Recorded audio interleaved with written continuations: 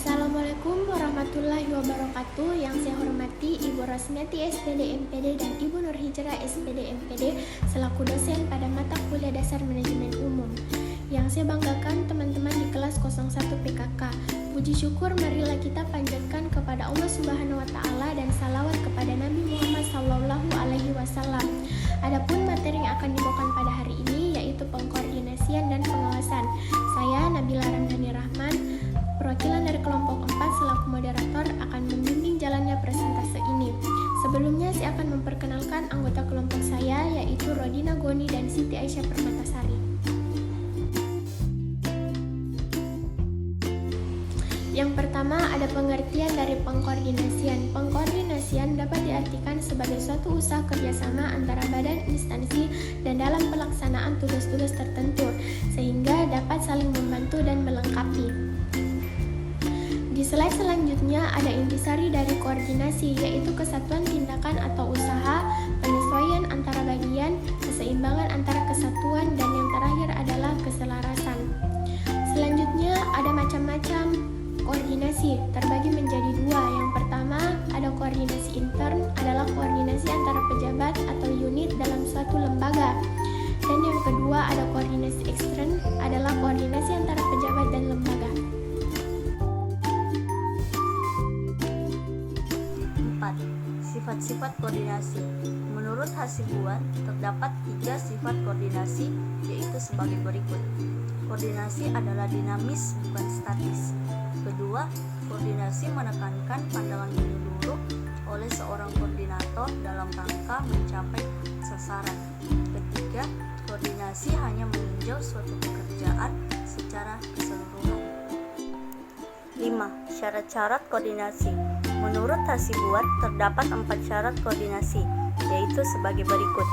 Yang pertama, sense of cooperation, atau perasaan untuk bekerja sama. Ini harus dilihat dari sudut pandang bagian per bagian bidang pekerjaan, bukan orang per orang. Yang kedua, rivalry. Dalam perusahaan-perusahaan besar, sering diadakan persaingan antara bagian-bagian, agar bagian-bagian ini berlomba-lomba untuk mencapai kemajuan. Yang ketiga, team spirit.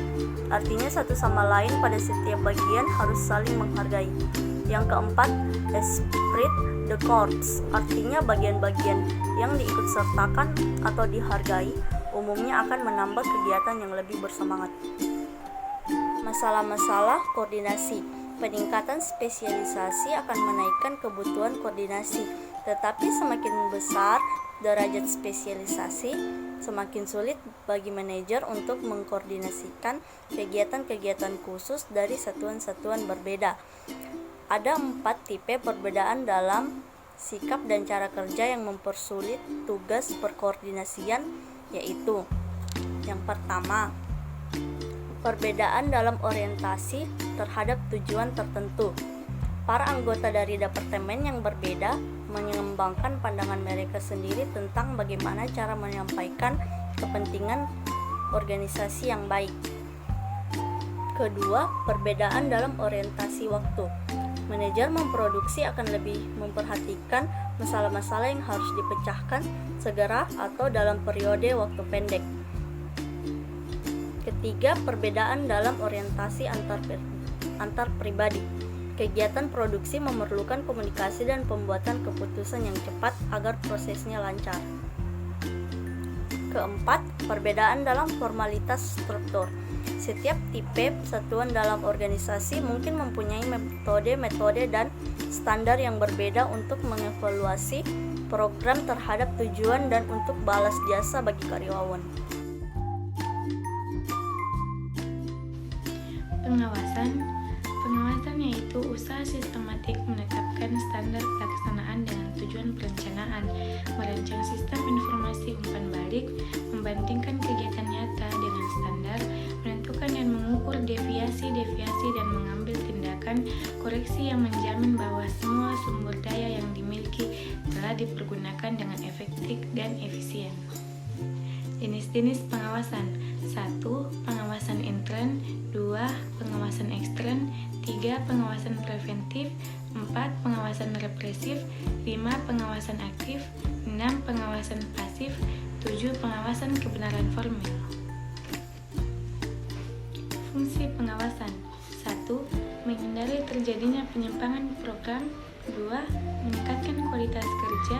3. Memperoleh umpan balik atau feedback. 4. Mengajak secara mendidik. 5. Mengukur seberapa jauh pencapaian program pendidikan. Sekian presentasi dari kelompok kami. Mohon maaf jika ada salah kata. Wassalamualaikum warahmatullahi wabarakatuh.